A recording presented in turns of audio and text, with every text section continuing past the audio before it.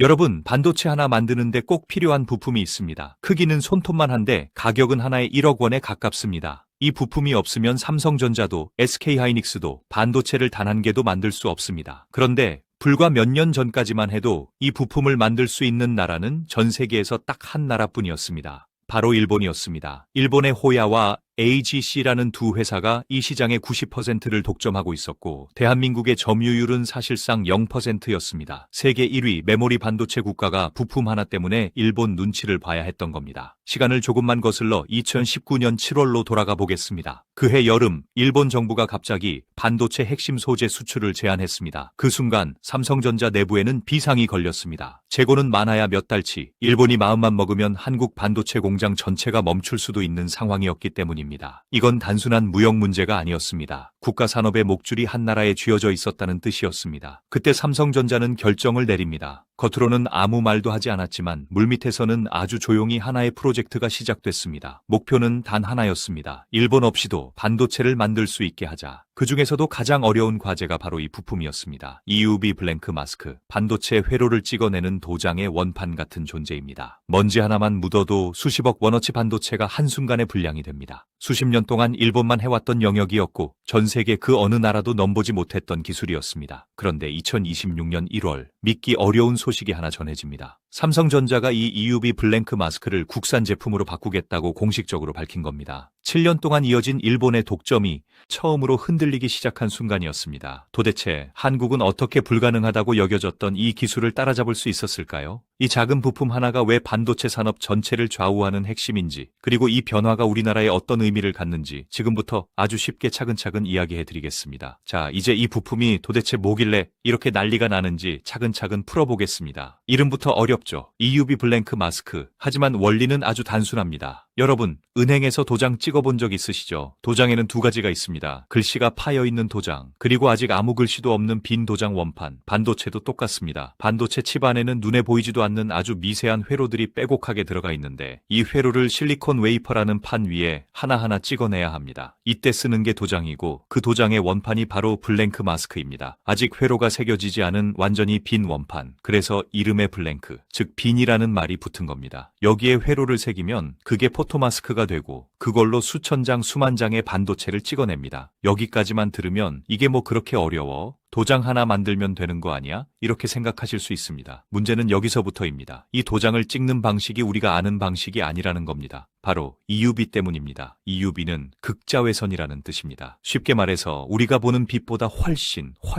짧은 빛입니다. 얼마나 짧냐면 머리카락 굵기의 10만 분의 1 수준으로 회로를 그릴 수 있는 빛입니다. 이걸 써야만 요즘 나오는 초미세 반도체 2나노, 3나노 같은 공정이 가능해집니다. 그런데 이 빛이 문제투성입니다. 우리가 아는 빛은 유리를 통과하죠. 창문도 통과하고 안경도 통과합니다. 하지만 EUV는 다릅니다. 유리는 물론이고 공기조차 통과하지 못합니다. 거의 모든 물질에 흡수돼 버립니다. 그래서 예전 방식처럼 빛을 통과시켜서 회로를 찍을 수가 없습니다. 완전히 다른 방식을 써야 합니다. 통과가 아니라 반사입니다. 빛을 통과시키는 도장이 아니라 빛을 거울처럼 튕겨내는 도장이 필요해진 겁니다. 여기서 비유 하나 들어볼게요. 여러분이 손전등으로 벽에 그림자를 만든다고 생각해 보세요. 손을 들면 손 모양이 벽에 찍히죠. 이게 기존 방식입니다. 그런데 갑자기 손전등 빛이 벽을 통과하지 못한다고 상상해 보세요. 그러면 어떻게 해야 할까요? 거울을 여러 개 놓고 빛을 이리저리 튕겨서 그림자를 만들어야 합니다. 훨씬 어렵고 조금만 틀어져도 그림이 망가집니다. EUV 공정이 딱 이렇습니다. 블랭크 마스크는 그 거울 역할을 하는 부품입니다. 그냥 거울이 아닙니다. 원자 단위로 완벽하게 평평해야 하는 초정밀 거울입니다. 이게 얼마나 대단하냐면 축구장만 한 바닥을 완전히 평평하게 만들었는데 그 울퉁불퉁한 높낮이가 머리카락 굵기의 수천분의 1도 안 돼야 합니다. 먼지 하나만 올라가도 그 마스크는 바로 불량입니다. 그래서 이 블랭크 마스크 하나가 수천만 원, 비싸면 1억 원에 육박하는 겁니다. 게다가 더 충격적인 건 이 마스크 하나로 반도체를 하나 만드는 게 아니라는 점입니다. 최첨단 공정에서는 이런 마스크가 수십 장씩 필요합니다. 공정 단계마다 다른 회로를 찍어야 하니까요. 마스크 하나가 잘못되면 그 단계에서 찍은 웨이퍼 전체가 통째로 날아갑니다. 수십억 원이 한순간에 사라지는 겁니다. 그래서 반도체 회사들이 이 부품에 그렇게 목을 매는 겁니다. 이제 조금 감이 오시죠?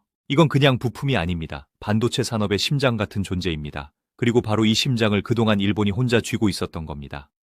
다음에서는 왜 일본만 이걸 만들 수 있었는지, 그리고 왜 다른 나라들은 도전조차 못했는지 그 이유를 하나씩 풀어보겠습니다. 그럼 이제 가장 중요한 질문을 해보겠습니다. 도대체 왜 이걸 일본만 만들 수 있었을까요? 돈이 없어서? 아닙니다. 인력이 부족해서? 그것도 아닙니다. 미국도 유럽도 중국도 다 도전했습니다. 그런데 전부 실패했습니다. 이유는 딱 하나입니다. 이 기술은 돈으로 단기간에 따라잡을 수 있는 영역이 아니었기 때문입니다. EUV 블랭크 마스크는 겉으로 보면 그냥 얇은 판 하나처럼 보입니다. 하지만 그 안을 들여다보면 구조가 완전히 다릅니다. 맨 아래에는 기판이라는 바닥판이 깔려 있습니다. 이 기판부터가 이미 보통 물건이 아닙니다.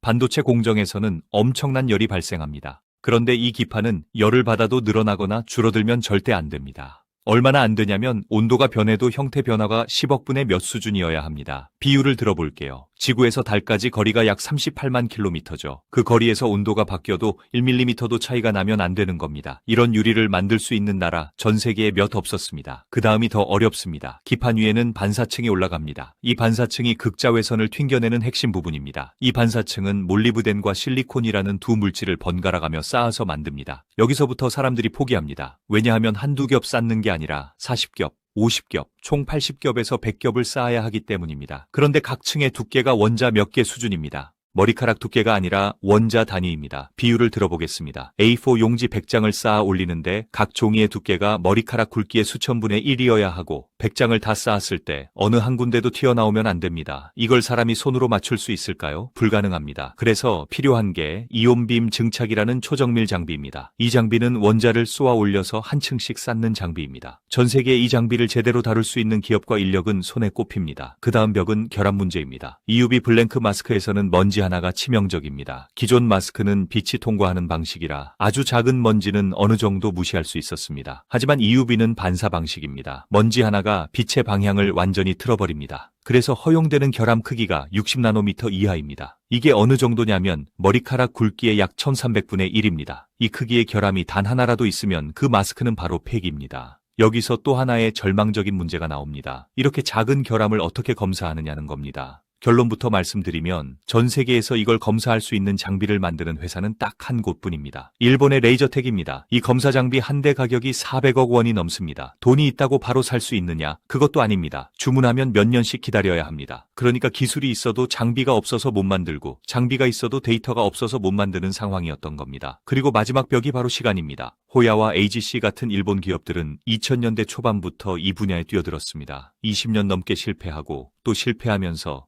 데이터를 쌓았습니다. 이 온도에서는 이 층이 깨지고 이 압력에서는 결함이 생기고 이 순서로 하면 수율이 올라간다. 이런 레시피가 수만 가지입니다. 이건 논문에 나오지 않습니다. 특허에도 다 안 나옵니다. 사람이 직접 겪어봐야 아는 영역입니다. 그래서 전 세계가 이렇게 판단했습니다. 이건 10년 안에 못 따라잡는다. 아니, 아예 불가능할 수도 있다. 그런데 그 불가능하다고 여겨지던 걸 한국이 7년 만에 깨기 시작한 겁니다. 다음에서는 삼성전자가 이 벽을 어떻게 넘었는지, 그리고 국산 기업이 어떻게 일본의 독점을 흔들 수 있었는지 그 과정을 차근차근 풀어보겠습니다. 그럼 이제 가장 중요한 이야기를 해보겠습니다. 이 불가능해 보이던 벽을 한국은 어떻게 넘었을까요? 정답부터 말씀드리면 삼성전자 없이는 불가능했습니다. 이건 중소기업 혼자서 도전할 수 있는 싸움이 아니었습니다. 왜냐하면 이 싸움은 기술 싸움이면서 동시에 자본 싸움, 시간 싸움, 그리고 신뢰 싸움이었기 때문입니다. 2019년 일본 수출 규제가 터졌을 때 삼성전자 내부는 비상 상황이었습니다. 겉으로는 차분해 보였지만 실제로는 몇 달치 재고로 공장을 돌려야 하는 살얼음판이었죠. 만약 일본이 블랭크 마스크까지 수출을 막았다면 세계 1위 메모리 반도체 공장이 멈출 수도 있었습니다. 그래서 삼성전자는 결정을 내립니다. 단순히 일본 제품을 더 비싸게 사자는 게 아니라 아예 일본 없이도 갈 수 있는 길을 만들자. 여기서 중요한 점은 삼성전자가 말만 한 게 아니라는 겁니다. 실제로 국내 기업과 손을 잡았습니다. 그 기업이 바로 SNS텍입니다. SNS텍은 원래 디스플레이용 마스크나 구형 반도체용 마스크를 만들던 회사였습니다. EUV에서는 솔직히 말해 무명이었습니다. 그런데 삼성전자가 이렇게 말한 겁니다. 우리가 같이 가보자. 시간이 걸려도 된다. 우리가 버텨줄 테니 끝까지 가보자. 이 한마디가 판을 바꿨습니다. 첫 번째로 삼성전자는 장비 문제를 해결해 줬습니다. 아까 말씀드렸죠. EUV 블랭크 마스크의 결함을 검사하는 장비는 일본 레이저텍이 독점하고 있다고요. 가격은 한 대에 400억 원. 주문하면 몇 년씩 기다려야 합니다. 중소기업 혼자서는 이 장비를 확보하는 것 자체가 불가능에 가깝습니다. 그런데 삼성전자가 나섰습니다. 삼성이라는 이름으로 레이저텍과 협상을 했고 덕분에 SNS텍은 예상보다 훨씬 빨리 검사 장비를 확보할 수 있었습니다. 이게 없었으면 아무리 기술이 있어도 양산 검증 자체가 불가능했습니다. 두 번째는 기술 파트너십입니다. 삼성전자는 SNS텍을 그냥 납품업체로 대하지 않았습니다. 공동 특허를 출원했습니다. 대표적인 게 펠리클 프레임 기술입니다. 펠리클은 마스크를 보호하는 아주 얇은 커버 같은 건데 이걸 EUV 환경에서 안정적으로 쓰는 건 굉장히 어렵습니다. 이걸 삼성과 SNS텍이 함께 개발했습니다. 이건 무슨 의미냐면 삼성전자가 이 회사를 단기 거래처가 아니라 장기 파트너로 인정했다는 뜻입니다. 세 번째는 투자입니다. SNS텍은 경기도 용인에 EUV 전용 생산센터를 지었습니다. 수천억 원이 들어간 공장입니다. 클린룸 등급은 ISO 클래스 1.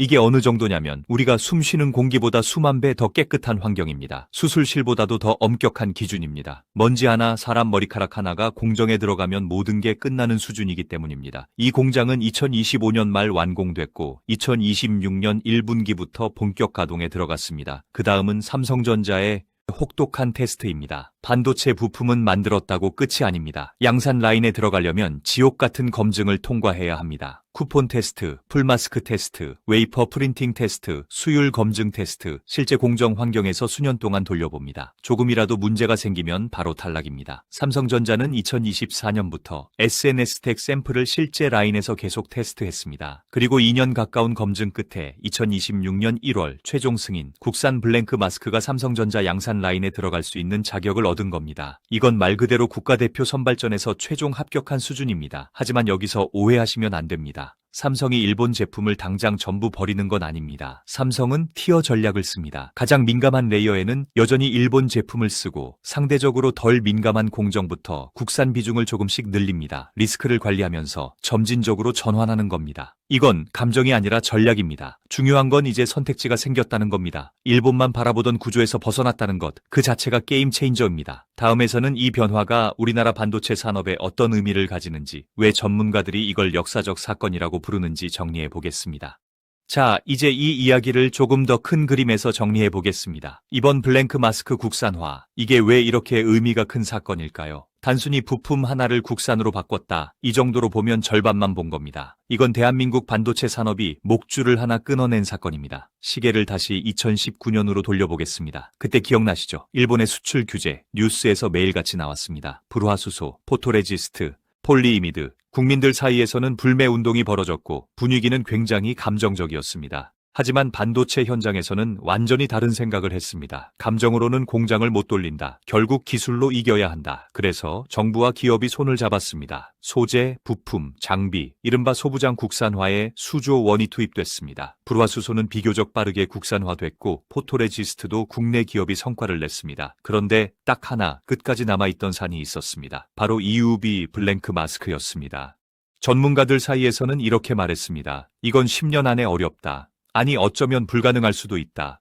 기술 난이도가 차원이 다르기 때문입니다. 그런데 7년 만에 이 산을 넘기 시작했습니다. 이건 우연이 아닙니다. 대한민국 반도체 산업이 단순한 조립 산업이 아니라 기초 체력까지 갖추기 시작했다는 신호입니다. 이제 일본이 이 부품을 무기로 압박을 해도 삼성전자는 대안이 있습니다. 이게 바로 협상력입니다. 공급망이 하나뿐일 때는 을이지만 선택지가 생기면 갑이 됩니다. 두 번째 의미는 비용입니다. 독점이 깨지면 가격은 내려갈 수밖에 없습니다. 삼성전자는 연간 수백억 원 규모의 비용 절감 효과를 기대할 수 있습니다. 이건 기업 하나의 이익을 넘어 국가 산업 경쟁력으로 이어집니다. 세 번째, 그리고 가장 중요한 의미는 자신감입니다. 가장 어려운 걸 해냈다는 경험. 이 경험은 다음 세대 기술로 이어집니다. 2026년 이후에는 하이 NA EUV라는 차세대 장비가 본격 도입됩니다. 지금보다 훨씬 더 정밀한 공정을 요구합니다. 여기에 맞는 새로운 블랭크 마스크가 필요합니다. 이번에 한번 해냈기 때문에 다음은 따라가는 입장이 아니라 같이 뛰는 입장이 될 수 있습니다. 물론 리스크가 없는 건 아닙니다. 국제 정세는 언제든 바뀔 수 있고 원자재 가격도 계속 오르고 있습니다. 하지만 중요한 건 방향입니다. 이제 우리는 누군가의 눈치를 보며 반도체를 만드는 나라가 아닙니다. 설계, 제조, 그리고 소재까지 스스로 결정할 수 있는 나라로 한 발 더 들어섰습니다. 역사적으로 보면 이런 순간들이 나라의 산업을 완전히 바꿉니다. 1970년대 한국이 조선업에 도전했을 때도 똑같은 말을 들었습니다. 미쳤다. 경험도 없다. 절대 안 된다. 하지만 지금은 어떻습니까? 세계 1위입니다. 반도체 소재도 같은 길을 가고 있습니다. 블랭크 마스크라는 가장 높은 산을 넘었으니 이제 나머지는 시간의 문제입니다. 2019년의 위기가 2026년의 기회로 바뀌었습니다. 이건 운이 아닙니다. 축적된 기술과 버티는 힘의 결과입니다. 여러분은 이번 소식을 어떻게 보셨나요? 한국 반도체 산업이 이제 진짜 일본을 넘어설 수 있다고 생각하시나요?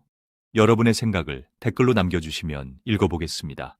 이런 경제 이야기, 기술 이야기, 앞으로도 계속 전해드리겠습니다. 오늘 영상이 도움이 되셨다면 구독과 좋아요 한 번씩만 눌러주시면 큰 힘이 됩니다. 다음 영상에서 또 뵙겠습니다.